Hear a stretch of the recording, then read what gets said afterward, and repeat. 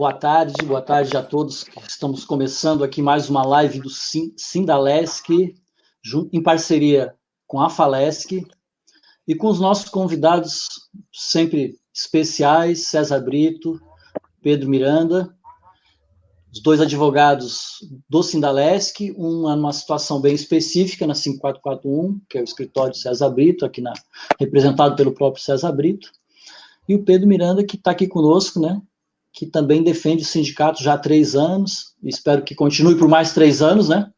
Mas de preferência que tudo congelado, né? Nós estamos na fase do congelado, lembrem disso. Aí, então, que a gente se mantenha assim.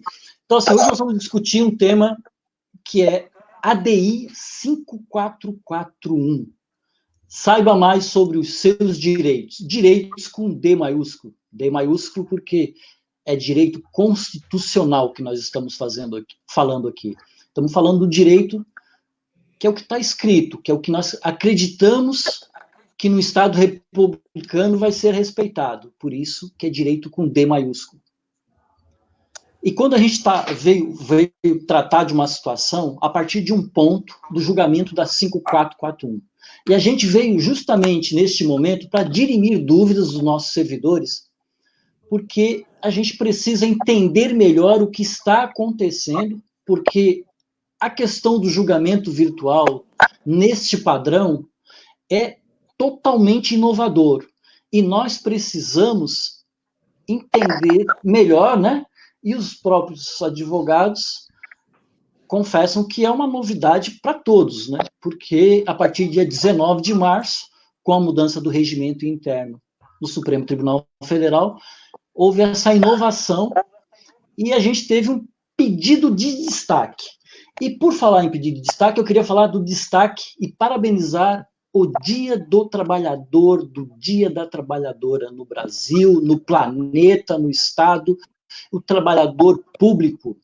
E mandar um recadinho aqui também para as pessoas que falam que ter comida em geladeira é privilégio, é uma covardia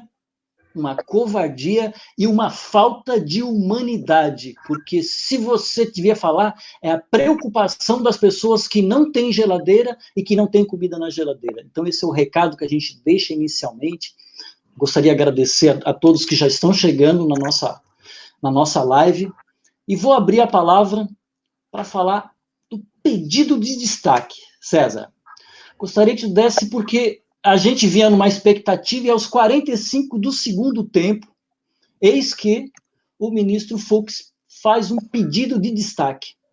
E a gente já meio ali atônico, sem saber o que ia acontecer, porque esse é um outro problema, né? Que depois a gente gostaria que fosse adiante, fosse explicado de maneira um pouquinho melhor, porque o pedido de destaque, ele veio no momento que a gente não tinha nem conhecimento do que estava, de fato, passando no que estava sendo julgado. O parecer do ministro Alexandre de Moraes, nós não conseguimos acessar. Então, eu pediria para o César iniciar a nossa conversa aqui e fazer uma introdução a partir do pedido de destaque, ou seja, uma nova história está sendo contada. Então, uma nova história está sendo contada e nada melhor do que nosso advogado de Brasília, César Brito, para começar os nossos trabalhos.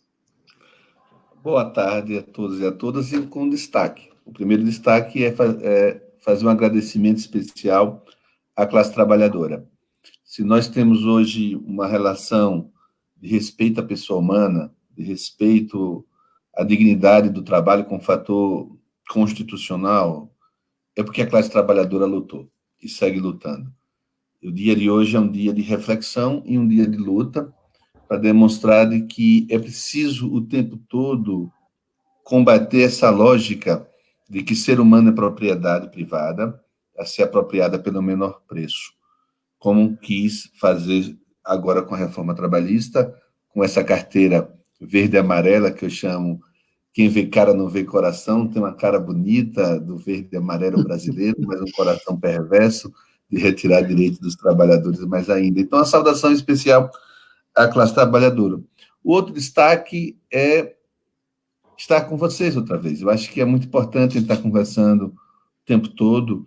A outra vez aqui eu aprendi muito e tenho certeza que vou seguir aprendendo e destacar como o sindicato tem lutado, e esse novo método moderno, que é a conversa virtual, que agora tem uma espécie também de conversa olho no olho, as pessoas se enxergam mais, o que é muito importante nesse momento, que a solidariedade se torna a melhor resposta à insensibilidade dos que acham que o dinheiro vale mais do que a vida.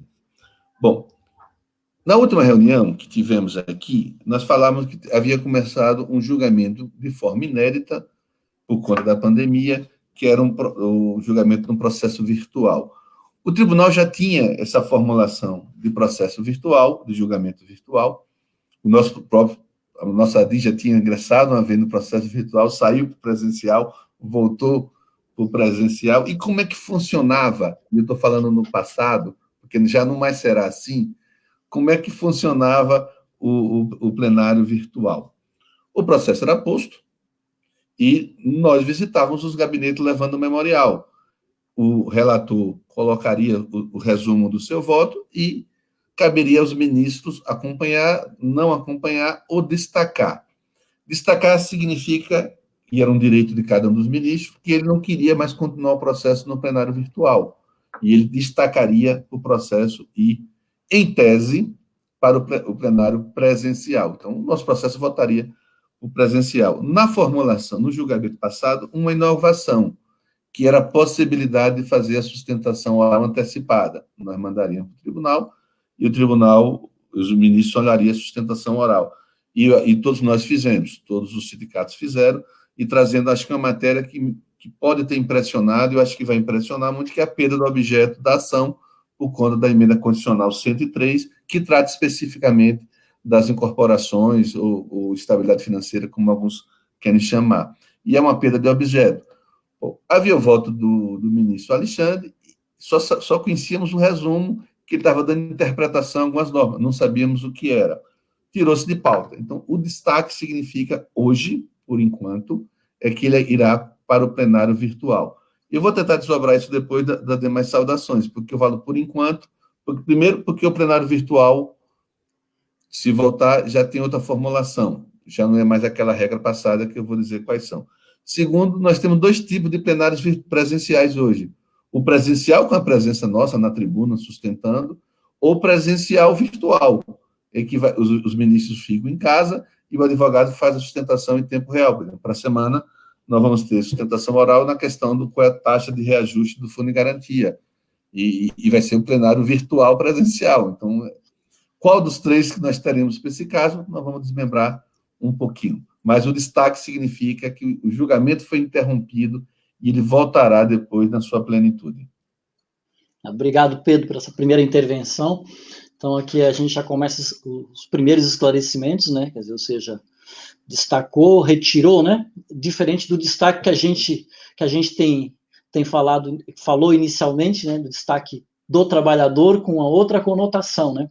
E eu gostaria de fazer um pequeno comentário, uma fala do César, que ele, sobre a questão do verde e amarelo, né? Da carteira verde e amarela, quem não vê cara, não vê coração. É bem típico da psicopatia, né? O psicopata ele é muito sedutor, né? Então a gente deixa um registro aqui também, que também o psicopata, às vezes, ele tem essa conotação de sedutor, de bom moço, de bom coração, e na verdade ele mata você pelas costas, pela frente, e com satisfação, né? Então, só para deixar isso bem claro. Pedro, palavra agora para dar o inicial. Vou tentar recolocar o Walter aqui, que também teve um problema técnico, e ao vivo é assim mesmo, né? Ao vivo a gente entra e sai e vamos ver se vai. Não está acontecendo, tem um problema técnico lá com o Walter, que eu não sei exatamente o que está acontecendo, mas, Pedro, enquanto isso, a gente vai contigo aqui. Boa tarde a todos, então. Boa tarde, Alexandre. Boa tarde, César, Walter. É uma satisfação estar com vocês aqui novamente, né? A palavra de hoje é destaque. Então, um destaque para para todos os trabalhadores e para todos os servidores da Assembleia, né? Um destaque para nós também, que no dia do trabalho estamos trabalhando, então isso é muito legal. E o que nos permite isso é essa questão da tecnologia, e esse pedido de destaque aí inicial, para mim, e já finalizando minha saudação inicial, é, na verdade, um voto de esperança para a nossa ação, não é? Porque o fato de ter sido destacado e ter saído, muito provavelmente, ou talvez não, mas a gente tem uma esperança aí de que o voto do ministro Fux abra uma divergência. Não, ninguém sabe a extensão dessa divergência, mas o que fica, eu acho, que esse pedido de destaque, primeiro, parabenizar o doutor César Brito, porque acho que isso tem muito do trabalho dele aí, não é? E a certeza de que o nosso processo será julgado por todos, né, doutor César? Porque a gente, como advogado, a questão que a gente tem com o plenário virtual é que ninguém vai ver, né? O julgamento é um julgamento cego, né? E agora o julgamento sendo presencial, seja presencial de fato, o doutor fazendo sustentação lá no plenário do Supremo, ou conseguindo conversar com os ministros numa sessão muito parecida com a tecnologia que a gente está usando aqui, né? A certeza de que as nossas teses serão ouvidas. E a vitória ou a derrota é o final de um caminho, mas o trabalho será feito e a nossa tese será ouvida. Então, o meu destaque inicial é que esse pedido de destaque, na verdade, é aí mais um voto, na verdade, de esperança aí para a gente que nessa luta nossa aí. Então, a minha boa tarde e os parabéns desde já, porque esse pedido de destaque aí vai fazer com que a gente tenha um debate de verdade, ainda que virtual, mas um debate presencial, não é isso? Obrigado, Pedro. Obrigado, César. E aí, já aproveitando, já fazendo mais uma interpelação ao César. Bom, com o pedido de destaque, as partes interessadas, em especial os advogados, eles já tiveram acesso ao parecer do ministro Alexandre de Moraes? Não. O destaque zera o placar, então passa a voltar a ter uma outra formulação. Em regra, os destaques implicam em tirada do plenário virtual para ir para o plenário presencial. Essa é a regra. No plenário presencial, ou com a sustentação presencial na tribuna, ou, como bem Pedro colocou, nessa forma que nós estamos fazendo, em tempo real, interagindo em tempo real, vai ser apresentado o voto do ministro e lá terá o debate, como nós estamos acostumados a acompanhar pela TV Justiça. Mas por que em tese? Porque nós já tivemos alguns casos, e o exemplo foi do Quinto, que ele estava no plenário virtual, os embargos de declaração postos pelo ministro Gilmar Mendes, e quando começa o julgamento do plenário virtual, o ministro Lewandowski pede vista, e aí foi para o plenário presencial. E no plenário presencial, chegou-se a um acordo de voltar para o plenário virtual, e voltou para o plenário virtual, era um embargo de declaração. Então, em tese, vai ter o julgamento presencial, mas com esses precedentes é possível que tenhamos.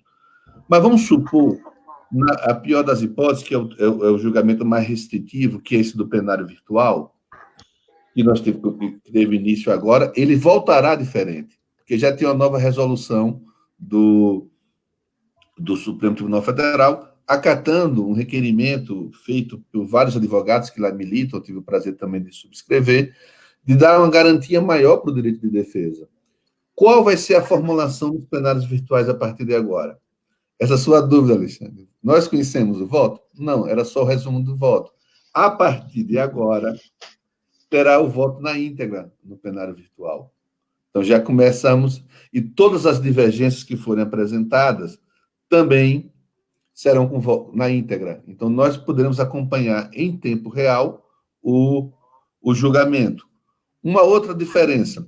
Lembra que nós fizemos a sustentação oral e mandamos para lá? Nós não tínhamos a certeza se estava nos autos ou não estava, até porque era a forma inicial. A resolução já disse que ela vai estar lá presente, publicizada, para quem quiser escutar. Então, já é outro passo. E uma terceira modificação muito importante é que, depois de postos os votos, não só do relator, mas os votos divergentes, nós poderemos interagir com petições. Aquele esclarecimento de matéria fática que faz na hora, na tribuna, poderemos fazer por escrito também no plenário virtual. Você vê, houve uma modificação com uma interação maior e uma agonia menor para a gente. Todo mundo pergunta, o que o voto significa? A gente não sabe. Passaremos a saber. Então, se ele voltará com a interação muito maior, o que vai permitir que a gente possa fazer despacho com os ministros nesses 5 dias de plenário virtual, e que se tem feito muito como foi feito agora, né? Com a dificuldade que nós estamos vivendo nesse período de atendimento diferente, ainda pelo método virtual. Então, ainda que venha voltar para o plenário virtual, ele voltará com uma outra definição, assegurando maior participação dos advogados e das partes. Então, acho que a retirada de pauta pelo destaque nos beneficiou em todos os sentidos. Primeiro, Pedro tem razão, nos traz um alento, a esperança de se ele destacou é porque ele não está seguindo, pelo menos agora, a posição do ministro Alexandre, e ele quer estudar melhor a questão, e às vezes esse destaque é pedido por um ministro, mas já acertado com os outros ministros, para não vários pedirem, um pede, porque tem o mesmo efeito, o que nos dá também a esperança de que houve algum debate interno. Você vê que foi no último dia que aparece a informação destacada, não tinha votos apresentados, nenhum voto estava sendo apresentado, eu acho que estava, ninguém divergiu publicamente, nem seguiu publicamente o relator. Então, acho que havia um debate interno e alguém foi o porta-voz do destaque. É a minha esperança pelos processos passados. Obrigado, César. Complementando só aí, Alexandre, acho que essa última resolução, né, doutor César, fez com que o plenário virtual se torne um pouco mais transparente, na verdade. Porque a crítica que se tinha é justamente que o plenário virtual era quase que um julgamento às cegas, né? E agora, ainda que virtual, mas pelo menos tem um pouco mais de transparência e participação. Acho que essa resolução, e parabéns por ter aí feito parte aí de subscrever essa, porque eu sei que no CNJ, inclusive, houve muita crítica também da OAB, porque o plenário virtual tinha se tornado um julgamento meio que às cegas, e agora eu acho que coloca as coisas nos eixos e a participação é fundamental. É justamente nessa linha que eu ia, que nessa fala, né, que agora os dois fizeram, é porque, na verdade, transparência é sinônimo de democracia, de republicanismo, né? Então, a gente estava meio... A gente até compreende que foi um primeiro momento na iminência de querer acertar, né, de querer caminhar, de querer avançar dentro das ferramentas tecnológicas, e nada mais justo do que reiniciar todo o processo. E por falar em reiniciar todo o processo, né, da ADI 5441, então, ao pedir o destaque, zero o placar, e significa que o próprio relator ele pode fazer um outro relator ou mantém um relator, a opção dele? Como é que fica isso? O que eu achei muito bacana nessa nova resolução é que, às vezes, no Brasil, você tem que dizer o óbvio. O óbvio precisa ser dito por diversas vezes. Um país em que portaria de delegado vale mais do que Constituição, a gente tem que estar sempre repetindo o óbvio. Claro que os ministros podem, até antes de ser proclamado o resultado, mudar os seus votos. Isso é uma regra comum, isso acontece muito nos tribunais, principalmente nos julgamentos presenciais. Depois de uma sustentação oral, o ministro refulindo o voto, teve um julgamento mais recente que eu participei, que é a questão do monopólio, se o metrô deveria ser o pagamento precatório ou não. O próprio ministro relator, Edson Fachin, disse que mudou o voto depois das sustentações orais. Então, o mudar o voto é perfeitamente possível. A resolução deixa isso claro, que a qualquer momento, depois das intervenções, poderá mudar o voto. Então, ele diz o óbvio, mas é bom que diga o óbvio, porque dá mais tranquilidade nesse tema da transparência. Significa, olha, o julgamento é para valer, tanto é que você pode mudar. As questões de fato que foram postas podem provocar modificação, o voto divergência pode modificar o entendimento do anterior. Então, acho que ele torna algo mais simples, até porque o plenário virtual, o Supremo está dizendo, e os tribunais também, que veio para chegar, veio para não voltar mais.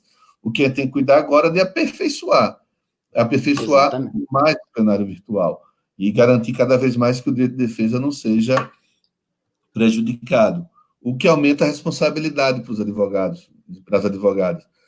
Significa que, às vezes, era muito mais cômodo. Deixa lá e você não se esforça.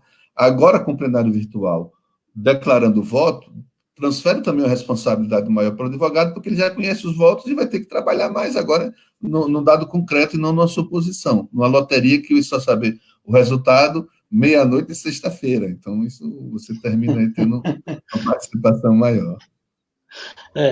E aí, só para botar um pouquinho mais de sal aqui na nossa conversa, os advogados vão ter acesso a este voto do relator passado? Não. Eu não sou advogado, então estou mais tranquilo para fazer uma manifestação enquanto cidadão, enquanto sindicalista, né? Eu acho que as coisas precisam estar mais colocadas, né, mais acessíveis, porque é muito estranho, né? Eu, como cidadão comum, que não sou da área jurídica, eu não ter acesso a um processo que é diretamente interessado na minha pessoa. Seria a mesma coisa que o banco não permitir que eu acesse a minha... Mas sabe o que é a lógica? Nós temos colocado na lei da advocacia uma regra que eu acho muito importante, e a própria OAB pratica, para dar exemplo, de que a sustentação oral é pós-voto. A gente conhece o voto, depois a gente faz sustentação oral. Mas o Supremo não adotou essa prática. A sustentação oral é anterior ao voto. Então, se vai ter um outro julgamento, pressupõe que não tem voto ainda, vai ter a sustentação oral e o voto. Anunciar o voto agora inverteria essa lógica da sustentação oral. Sim. E Pedro, e tu, o que é que tu pensa sobre essa questão de acesso, né? Aparentemente, que o César falou que vai melhorar, que a gente vai ter mais acesso, ou seja, a gente vai acompanhar em tempo real e de maneira real, né? Ou seja, não nós ficarmos todos meio que sonhando, né? Cada um no seu castelo de Alice lá. O que é que tem depois disso? Será que isso, depois daquela primeira frase que quase matou todo mundo do coração, será que depois tem algumas coisas que melhoram?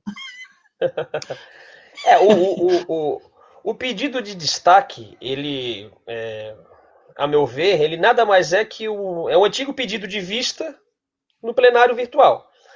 Se chama pedido de destaque só porque, na verdade, a consequência desse pedido de vista é retirar o processo do plenário virtual e destacá-lo para o plenário presencial. Né? Mas nada mais é do que pedido de vista, que o que sempre houve no sistema brasileiro, que é a possibilidade daquele magistrado que não teve contato com a matéria ou quer refletir um pouco mais sobre o assunto. Imaginem sempre que a ideia do pedido de vista, ela veio de um tempo que os processos eram físicos. Então, só quem tinha acesso aos autos era o relator, não é? Então, o relator levava um processo para uma sessão de julgamento em qualquer tribunal do Brasil, relatava. Então, o relator vem de relatório, e a gente tem muito na cabeça que o relator é quem redige o acórdão. É porque, via de regra, é isso que acontece ao final do julgamento.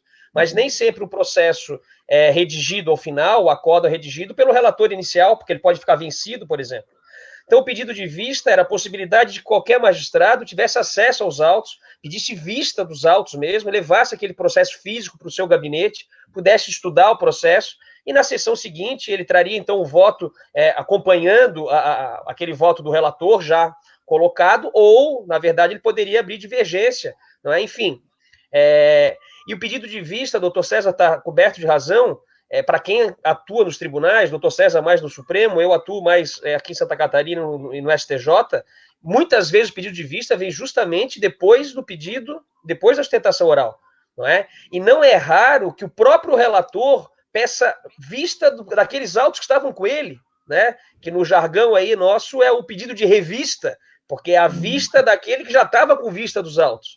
Mas muitas vezes a gente sabe que quem elabora um voto é a assessoria, e isso é uma prática cada vez mais corriqueira, não é segredo para ninguém, e diante daquele pedido, daquela ostentação oral, o desembargador ou ministro fica olhando da tribuna, ou esse advogado é maluco, né, e está litigando de má fé aqui, ou, de fato, eu tenho que estudar melhor o processo, porque determinada prova não foi falada, determinado argumento não está aqui no meu projeto de voto, porque, na verdade, o que os ministros, os desembargadores levam é um projeto de voto, não é? Claro que, na verdade, com a supervisão dele, mas hoje os magistrados dos tribunais, eles são, na verdade, gestores de gabinetes, não é? E cada vez mais caminha para esse sentido.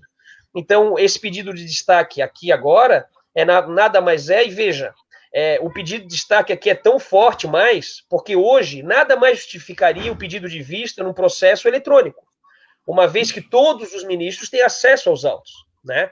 Então, o pedido de destaque aqui nos dá um indicativo muito forte de que vem um voto abrindo divergência, e o que é a nossa esperança e o que é a nossa torcida, na verdade. Obrigado, Brando. Eu só queria registrar aqui a participação boa dos nossos servidores, acompanhando essa fala, até para entender os passos seguintes, né? Como é que vão... Quer dizer, agora tem uma mudança já, né? Praticamente, o César já comentou aqui conosco que já foi publicada essa resolução, César? Essa resolução foi publicada. Então, já está valendo a partir de hoje ou de ontem. O Dia do Trabalhador já recebeu... presente do Dia do Trabalhador. Os próximos julgamentos já vai ser com base nela. Então, e no pior cenário, né, César? No pior cenário, vamos imaginar o pior cenário, que seja o processo volte para o plenário virtual. Voltando para o plenário virtual, a gente vai ter acesso agora ao voto do ministro Alexandre. Isso. Né? Isso no pior cenário. Isso. Na íntegra, e as divergências também na íntegra, com possibilidade de peticionamento nos autos pelo advogado. Então, ele tem algum ponto que está obscuro, a gente faz uma questão de ordem. O que é questão de ordem é um direito do advogado previsto em lei. Então, se tiver alguma matéria fática, alguma afirmação que possa influenciar no julgamento, no plenário presencial, a gente pode ir à tribuna e pedir esclarecimento. O plenário virtual estava impossibilitado porque a gente não conhecia o voto. Se a gente não conhecia o voto sobre o resumo, não teria para fazer questão de fato. Agora isso pode ser feito. Você pode ter o voto do ministro, vocês olha, não apreciou essa matéria, a gente faz isso por escrito. E ao fazer isso, vai para todos os ministros que estão acompanhando o julgamento. Então, ele tornou um pouco mais dinâmico. E é importante que seja dinâmico. Se essa é a forma que os tribunais estão utilizando para julgar, tem que garantir o direito de defesa. E ele é fundamental e ajuda no julgamento. Afinal de contas, a Constituição diz que o advogado é administrador da justiça. Administrar a justiça é querer que o resultado dela reflita o conceito de justo. E a gente está lá para colaborar nesse sentido. Excluir a colaboração, principalmente quem conhece o processo profundamente, que é o advogado, seria um erro muito grande. Então, está sempre buscando corrigir esse erro. Na verdade, essa resolução, ela está criando aí uma espécie de embarguinhos, né? Porque, no fundo, será quase que um embargo de declaração durante o julgamento, né? Embargos opostos ao primeiro voto. Né? Então, tem uma figura aí, não é um recurso propriamente dito, mas é uma figura que vai funcionar de alguma forma como funciona o embargo de declaração, que cabem após a publicação do acórdão ao final. Mas esse voto sendo apresentado no início, os advogados com certeza vão utilizar dessa ferramenta para tentar influenciar, não é, os demais ministros e até o mesmo relator a refluir do seu posicionamento.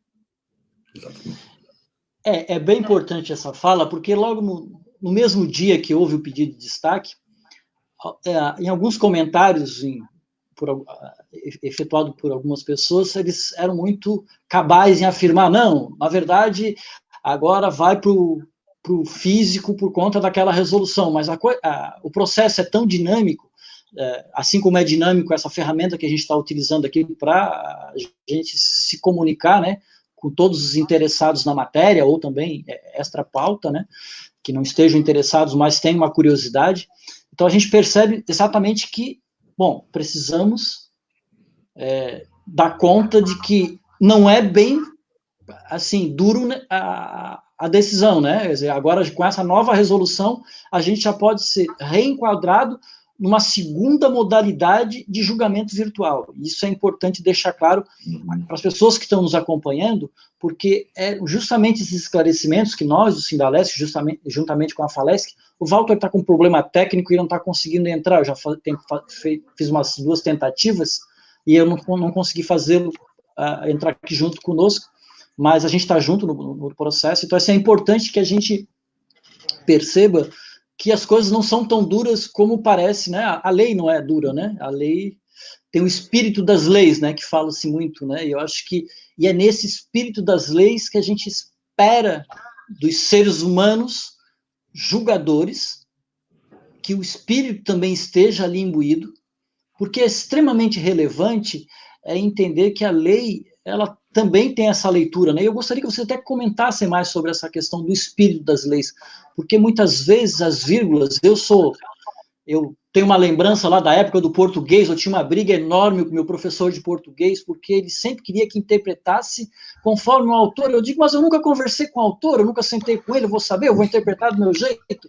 E aí, quando me deparo hoje com a justiça, eu estava numa conversa, numa roda de amigos advogados, eu falei, mas como a advocacia tem C, né?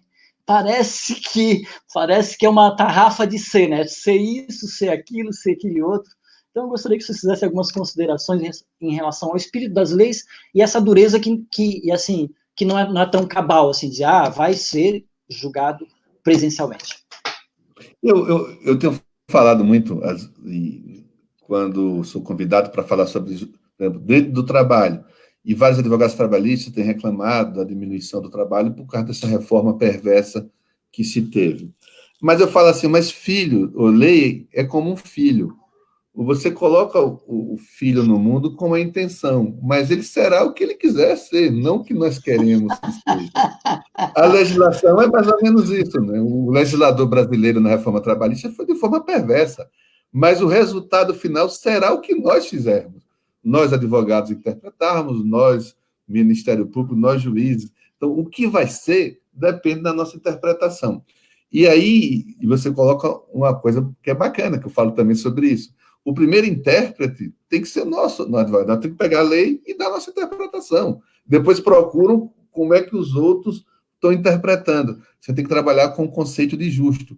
Qual é o conceito de justo? Você acha que é justo, depois você procura uma legislação para enquadrar no conceito de justo, até porque a Constituição brasileira era principiológica, então você sempre consegue extrair um princípio. E eu vou dar um exemplo de uma decisão que muda a história da política brasileira, que foi o Supremo ter decidido que o financiamento empresarial de campanha estava proibido, porque era financiamento eleitoral, era financiamento econômico, você financiava para ter o retorno em obras e em corrupção. E sabe quem extraiu esse pensamento? Primeiro, uma estudante de direito. Ela, 25 anos depois, nenhum sábio tinha pensado nisso, ela olha a Constituição na sala de aula e acha que, olha, ali eu consigo retirar uma interpretação que está proibido financiamento de campanha. Fala para o professor dela, constitucionalista e, coincidentemente, conselheiro federal da OAB. Propõe a OAB entra com ação de constitucionalidade. Você vê? Surge uma interpretação nova a partir do olhar de alguém. E assim que é o direito. Sempre vai ter um olhar de alguém pensando absolutamente diferente, e essa é a beleza do direito e faz com que ele acompanhe a modernidade. E eu vou dar só outro exemplo na parte do português, já que você fala do português. Teve um processo que eu ganhei, que nós tínhamos feito uma greve muito grande lá em Sergipe, o governador disse que não pagaria os dias parados, e só sei que foi vários dias, a greve muito forte, e ele pagou os dias parados, fizemos um acordo, voltamos ao trabalho. 6 meses depois, o governador não cumpre o acordo, nova greve. Aí ele disse, agora eu não vou fazer acordo, vou entrar com dissídio coletivo para descontar dos trabalhadores. E quando entra com dissídio coletivo, eu junto à defesa, que foi o acordo que nós fizemos. Era a Companhia de Água e Esgoto, estava lá. A Companhia de Água e Esgoto se compromete a não descontar o salário dos empregados por motivo de greve. Eu digo, está vendo, por motivo de greve. Ele disse, não, mas era da greve. Eu disse, da greve você botaria o dá. Dá é determinado. E é indeterminado. Então, nós temos um acordo que não há desconto por motivo de greve. E ganhamos no Nunca tribunal. mais, né? Nunca mais. Então, interpretação. Não, mas eu fico feliz também porque, na verdade, com todo respeito aos professores, e a grande maioria dos meus professores foram da rede pública, maior respeito, maior carinho, maior admiração, e tanto carinho que eu tenho, e também uma certa rebeldia que eu tinha já na época, mas guardei isso comigo para este momento. Pedro, as suas considerações também em relação a essa situação. Obrigado aí pela me deixar mais tranquilo que eu não estava tão errado assim. O que muitas vezes se discute, né, na doutrina e na jurisprudência, se pergunta qual era a vontade do legislador, né? É por esse motivo que as leis têm exposição de motivos, muitas vezes, né? Os grandes códigos, etc. Você está conversando com quem? Minhas filhas invadiram aqui, Alexandre, desculpa. Você está conversando O papai está numa Quem live faz aqui. Quem faz conversando com quem? quem? Tá, filha, deixa o papai. Você tá conversando. Por favor. Você tá Ao vivo é assim mesmo. É isso. Viu? Mas essa é uma relação também importante. tá conversando com quem? A minha pequena chegou aqui. Filha, vai lá, desce lá, depois o papai vai, tá? A questão da vontade do legislador, e aí as pessoas vão interpretar a lei sempre conforme os seus interesses, né? É por isso que a gente tem muitas vezes, alguém escreve isso nas petições, enfim, aqui o legislador disse mais do que queria, não é? E aí outra parte diz, não, o legislador disse menos do que queria, não é? Mas vejam, e o que queria o legislador? Não é? Faz embargos de declaração e chama a Câmara de Deputados aqui para dizer o que eles queriam dizer? Não. A lei é exatamente isso, como o doutor César Brito falou, quer dizer, o legislador muitas vezes pode ter uma intenção, e quando a lei entra em vigor e nasce, não é? Nós temos alguns fenômenos no Brasil, um deles é que tem lei que pega, lei que não pega, e o outro é que a lei vai ser interpretada pelos operadores do direito, de fato, quem dá a primeira interpretação é o advogado. Eu acho que o papel do advogado, talvez, ele seja o mais importante, porque o advogado é quem dá a primeira interpretação, interpretação essa quando dá um parecer para a empresa ou para o sindicato para fazer dessa maneira ou fazer de outra maneira, não é?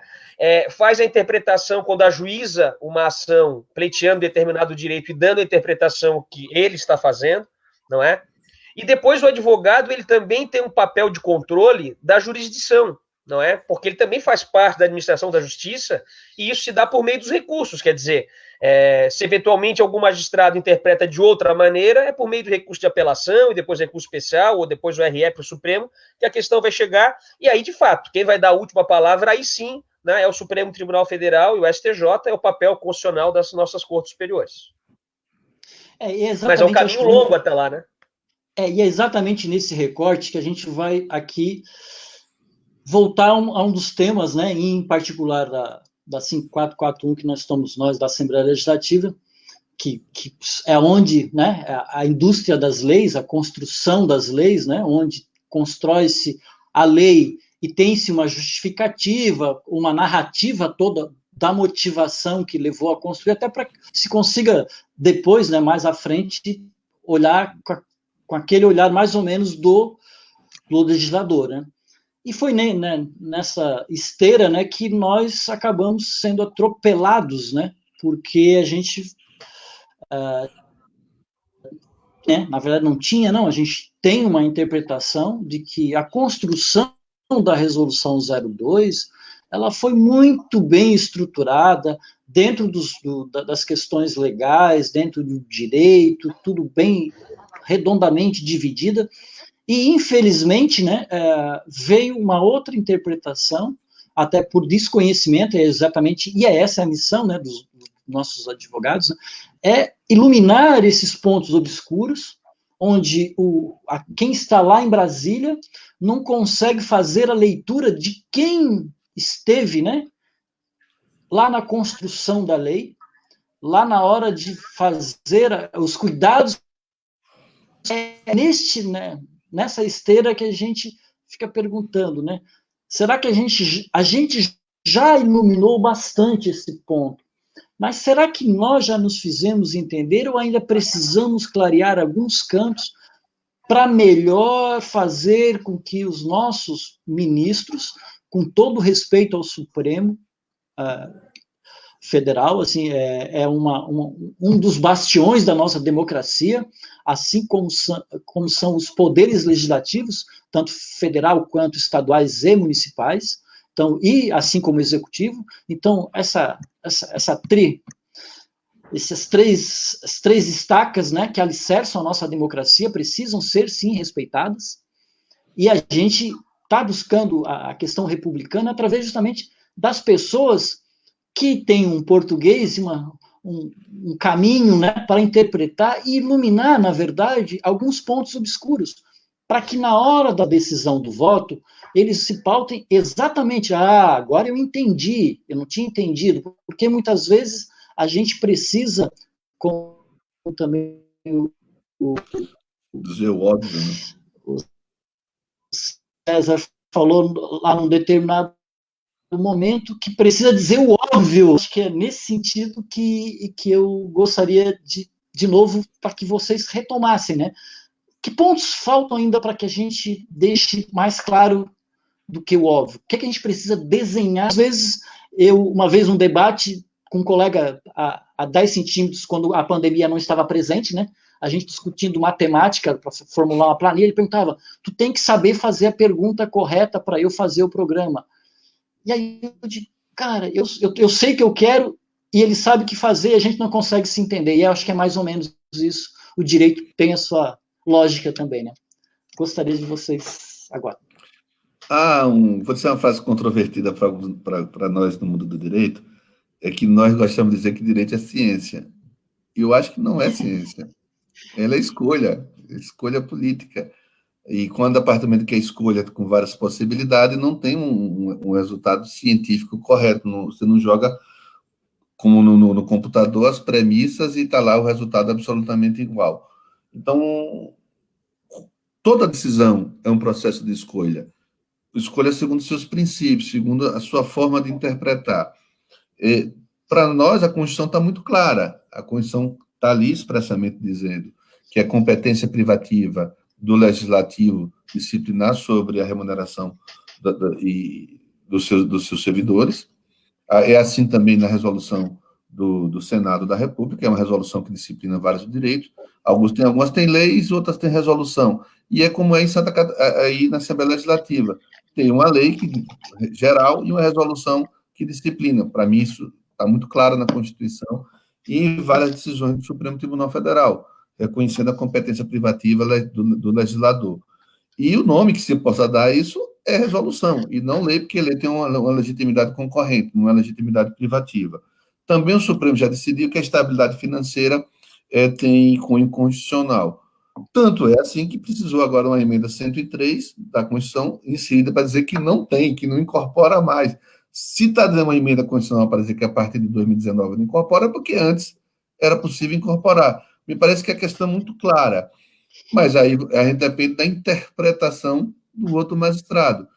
E nós não estamos vivendo num momento interpretativo pró-servidor público, porque o servidor público ele é sempre enquadrado como responsável por todos os males do país. Não é a má gestão, não é a corrupção, não é sempre o servidor público é apontado como se fosse Marajá. Aliás, um presidente da República foi eleito com esse nome, eu sou caçador de Marajá. E a reforma da Previdência era muito nesse sentido, acabar com privilégios.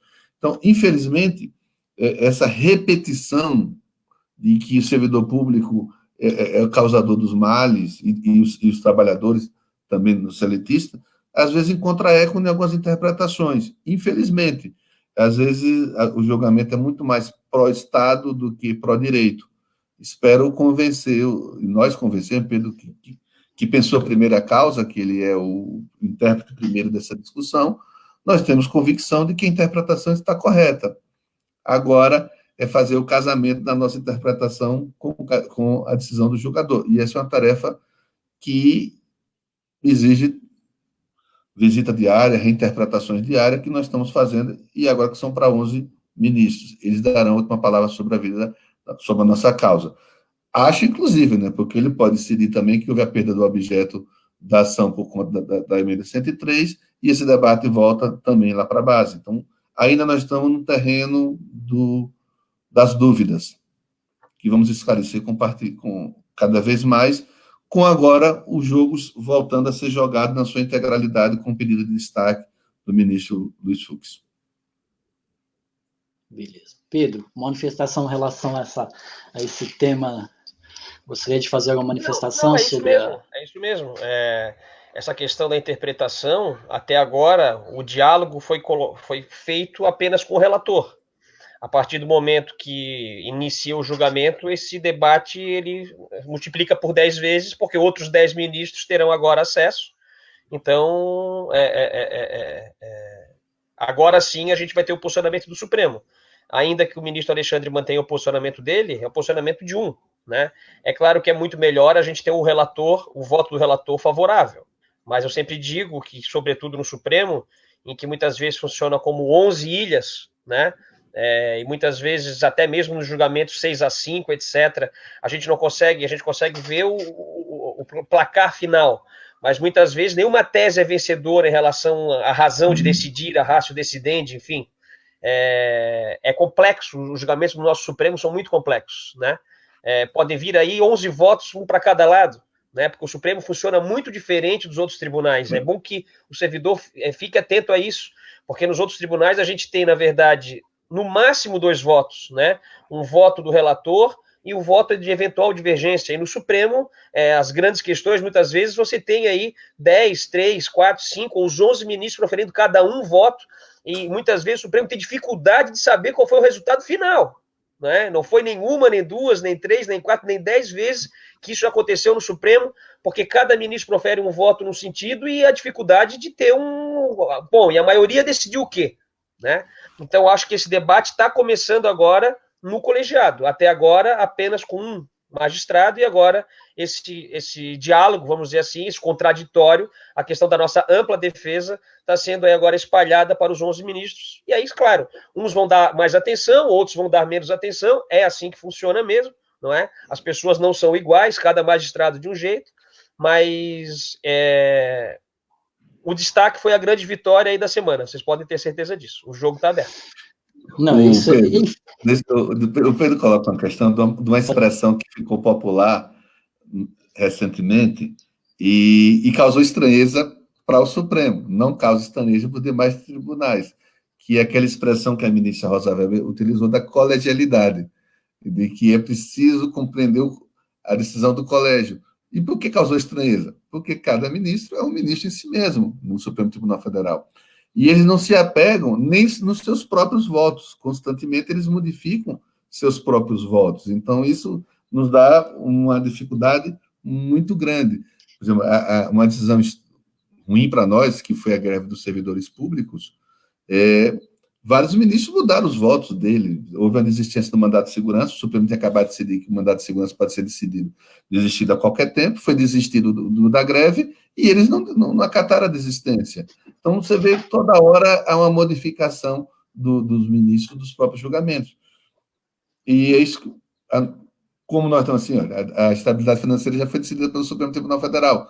Essa é a nossa esperança.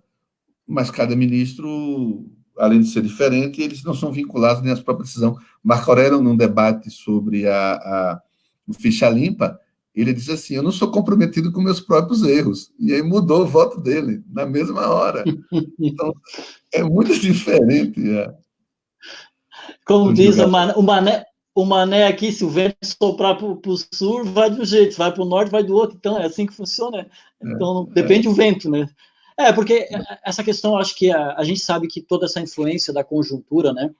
E eu gostaria, de novo, né, hoje é o Dia do Trabalhador, é importante que a gente reflita sobre essa questão. Nós, servidores públicos, sim, nós somos que nem para fazer pão, né? Quanto mais eles batem, mais nós crescemos. Crescemos em vontade de continuarmos de pé, vontade e com a certeza que nós vamos continuar resistindo, porque nós somos trabalhadores, sim, porque não podemos... Essa frase, saiba mais sobre os seus direitos. Nós, servidores públicos, sim, não estamos aqui... Não é que nós temos privilégios, nós temos direitos.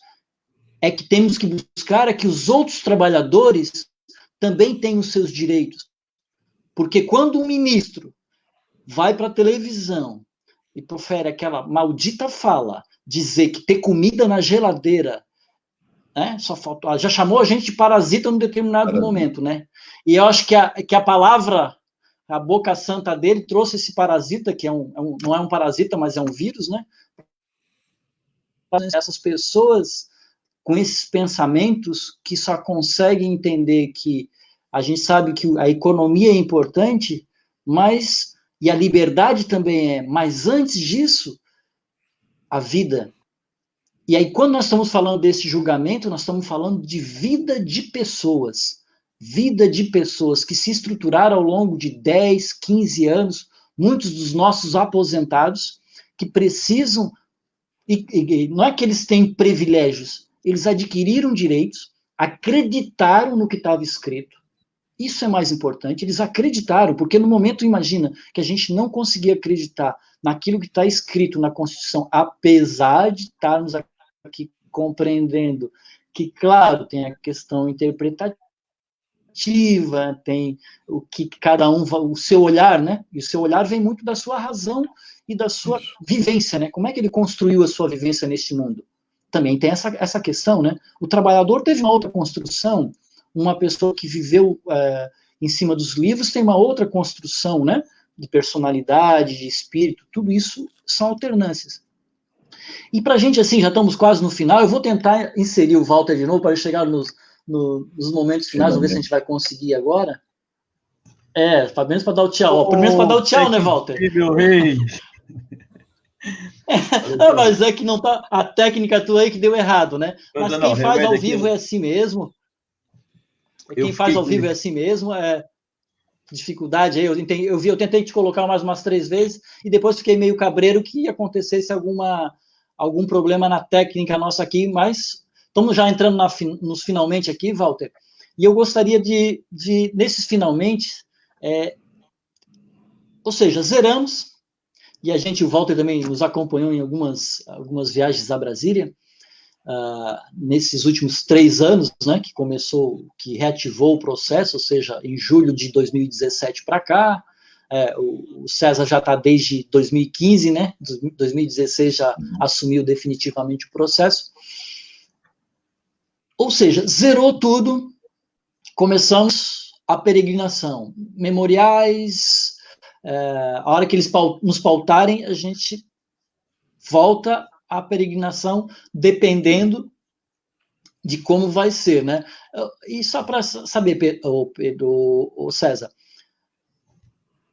nessa nova resolução, os memoriais, eles têm tipo essa terceira opção virtual, né? Que seria a defesa vai ser colocada ao vivo, como nós estamos aqui, né? Em live.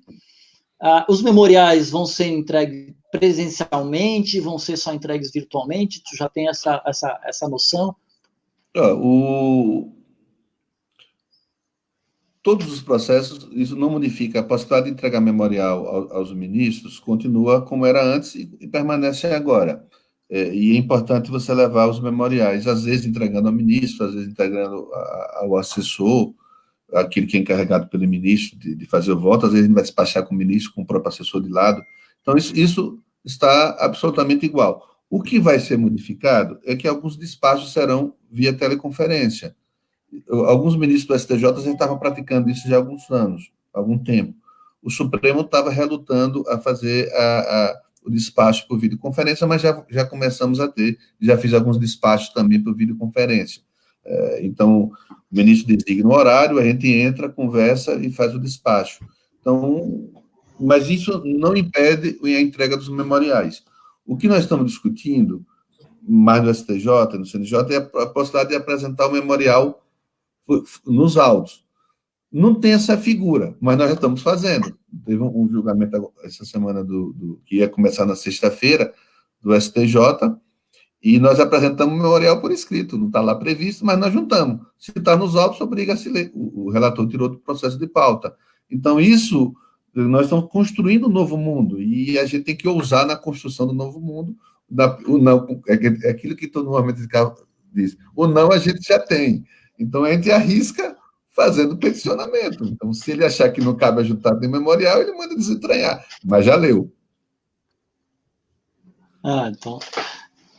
E, Pedro, qual a tua leitura? Tem alguma colocação a respeito dessa situação? Não, tranquilo? Eu estou de acordo com o doutor César.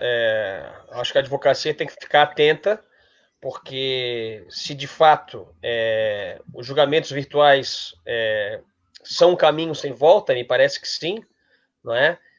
Para aqueles magistrados que não gostam de receber advogado, não é? A gente tem hoje aí um estado da arte tal que para esse tipo de magistrado é uma maravilha, quer dizer, não atendo mais ninguém, não é? Então, acho que mais do que nunca os advogados têm que ficar atentos, sobretudo aqueles que advogam perante os tribunais e as cortes superiores em especial, e a gente sabe a dificuldade muitas vezes de ter acesso, enfim. mas a gente pode ter certeza que nesse ponto a gente está muito bem respaldado aí pela atuação do escritório do Dr. César Brito aí em Brasília. Obrigado. Vamos passar um pouquinho a palavra aqui para o nosso presidente da Falesc, que por problemas técnicos não foi por... Teve dificuldade, a gente entrou, depois saiu, e agora ele voltou na horizontal aí. Walter, seja bem-vindo aí conosco, né, para dar as considerações finais da Falesc, que está conosco, está nessa luta junto, acompanha e divide os bons e os maus momentos nestas lutas que os trabalhadores legislativos aqui de Santa Catarina estão empreendendo, né? Esta é só mais uma das tantas lutas, né, e tantos desafios que nós temos pela frente, né? Porque principalmente olhando para o César aqui, lembro de Brasília e muitos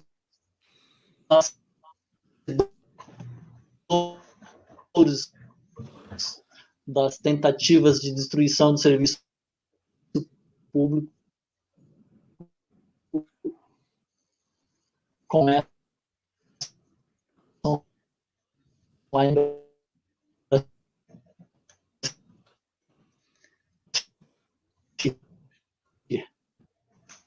Alexandre, estão me escutando? Estou sim. Tá. É que realmente é um probleminha meio diferente. O vírus nesse tentativa, cara, da destruição do serviço público, muitas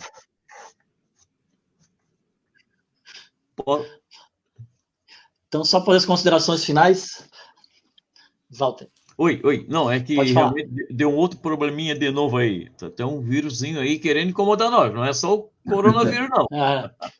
Mas, primeiro, parabenizar aí o Alexandre pelo trabalho que vem prestando aí à frente do nosso Sindaleste, nosso sindicato aqui de Santa Catarina. Quero parabenizar o Dr. César Brito também, o Pedro Miranda, nosso amigo, e dizer que eu quase não apareci na imagem, mas fiquei escutando vocês e isso aí foi uma verdadeira aula de direito, sabe?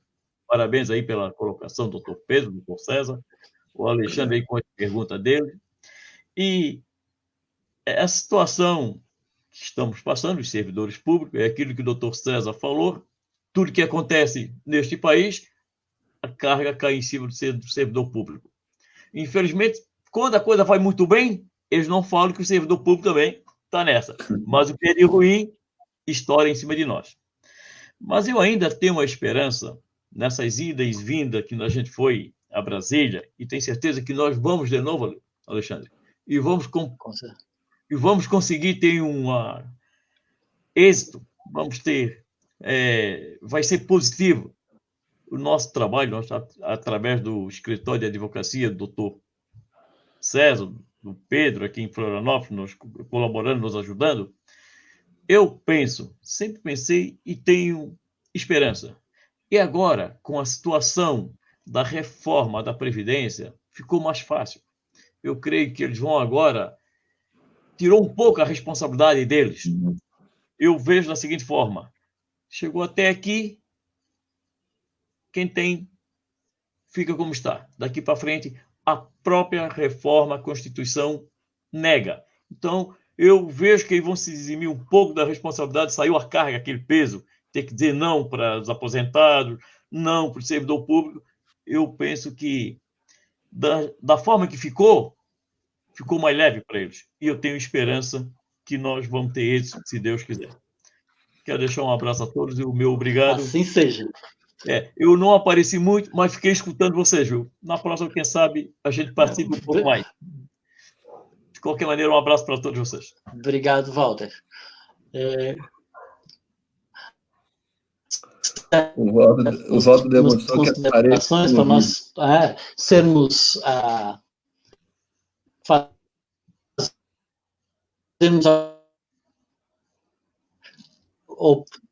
fazer aquilo que as pessoas dizem que a gente não consegue, né? Iniciarmos e terminarmos mais ou menos no horário. Sigam, aproveitem esse final do Dia do Trabalhador. César, a palavra para finalizar. Dizer mais uma vez o prazer de estar conversando aqui. Para finalização da... Ok. Muito obrigado de novo por terem nos escutado e a confiança em mim depositada no nosso escritório, que eu trabalho em equipe, que começa com o Pedro. Se não tivesse...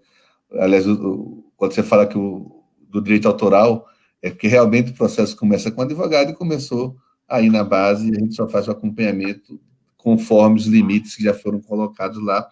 E agradecer a confiança, desejar um bom término da classe internacional do trabalho, para que esses dias sejam revertidos em vários outros dias, 365 dias dedicados à classe trabalhadora, e aí incluindo servidores públicos, e não apenas um dia de reflexão.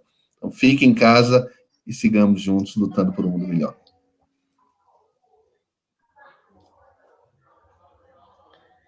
Da mesma forma, para mim foi um prazer mais uma vez participar aqui, Alexandre. Obrigado, César.